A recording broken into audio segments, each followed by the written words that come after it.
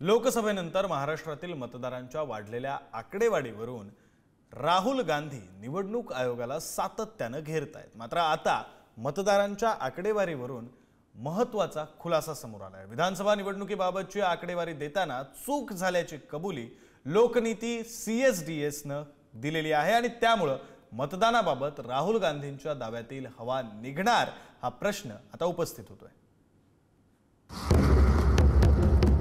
Election commission कहता है 5:30 बजे बहुत भारी वोटिंग हुई। हमारे पोलिंग बूथ के वर्कर्स कहते हैं 5:30 बजे कोई भारी वोटिंग नहीं हुई थी। तो महाराष्ट्र में पहली बार देखने को मिला कि कुछ ना कुछ गलत है।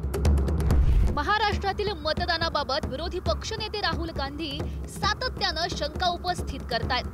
लोकसभा निवडणुकीनंतर 70 लाख मतदार वाढल्याचा दावा ते करतायत। मात्र आता राहुल गांधींच्या या दाव्यातील हवा निघण्याची शक्यता आहे, कारण मतदार संख्येच्या फरकाबाबत लोकनीती CSDS या मतदानाचं विश्लेषण करणाऱ्या संस्थेनं माघार घेतली आहे। आपली डेटा विश्लेषणात घोडचूक झाली असल्याचं संचालक संजय कुमार यांनी म्हटलंय। महाराष्ट्र निवडणुकीबाबत पोस्ट केलेल्या ट्विटबद्दल मी मनापासून माफी मागतो। 2024च्या लोकसभा निवडणुकीचा आणि 2024च्या विधानसभा निवडणुकीचा डेटा तुलना करताना त्रुटी आढळून आली। आमच्या डेटा टीमनं सलग डेटा चुकीचा वाचला, त्यानंतर ट्विट काढून टाकण्यात आलाय। कोणत्याही प्रकारची चुकीची माहिती पसरवण्याचा माझा कोणताही हेतू नव्हता।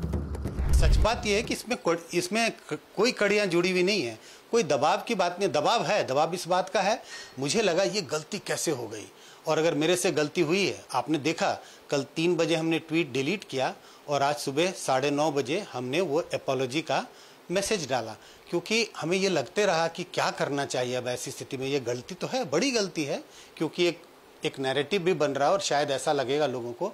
लेकिन हमने सुबह में तय किया कि अपनी गलती माननी चाहिए और कम से कम इसको पब्लिक डोमेन में डालना चाहिए। तो इसी के लिए इसमें समय भी लगा हमने थोड़ा सोच समझ के फिर एक उसको एपोलॉजी डाला।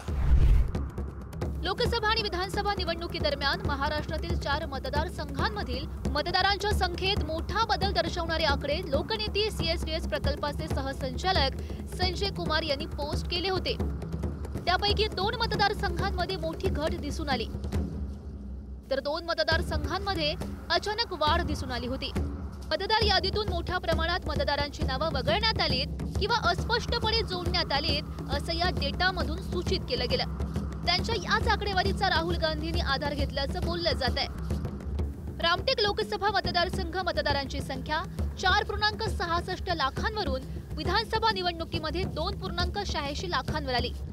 देवळाली मतदारसंघ मतदारांची संख्या 4.56 लाखांवरून 2.88 लाखांवर आली।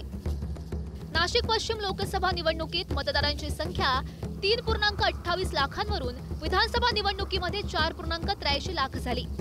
हिंगणघाट मतदारसंघ मतदारांची संख्या 3.14 लाखांवरून 4.50 लाखांवर पोहोचली। CSDS चे संजय कुमार यांच्यासारख्यांची माहिती घेऊन किंवा त्यांनी काय तर पोस्ट डिलीट केली आणि आकडेवारी दिली नाही दिली याच्यावर राहुलजींची लढाई अवलंबून नाही। निवडणूक आयोगाला कागद मागतोय, निवडणूक आयोगाने दिलेल्या मतदार यादीतून आम्ही आक्षेप नोंदवतोय, तरी निवडणूक आयोग भाजपाच्या ताटाखालचं मांजर म्हणून लपून बसलेला आहे। ही वस्तुस्थिती आहे। काँग्रेसनेही संजय कुमार यांचं ट्विट शेअर करत निवडणूक आयोगावर हल्लाबोल केला होता, पण आता संजय कुमार यांनी माघार घेतल्यानंतर भाजप आक्रमक झाली आहे। संजय कुमार यांच्या माफीनाम्याचा दाखला देत काँग्रेसला फेक न्यूज पसरवल्याबद्दल जबाबदार धरण्यात आलाय। भाजपचे प्रवक्ते शहजाद पूनावालांनी काय म्हटलं? महाराष्ट्र निवडणूक विषयीचा आपला डेटा बनावट असल्याचं CSDSचे संजय कुमार यांनी मान्य केलंय। या बनावट डेटाच्या आधारे काँग्रेसनं निवडणूक आयोगावर हल्ला केलाय। महाराष्ट्र आणि त्यांच्या महान लोकांचा अपमान केल्याबद्दल काँग्रेस माफी मागेल का? काँग्रेस ही बनावट बातम्यांची फॅक्टरी आहे।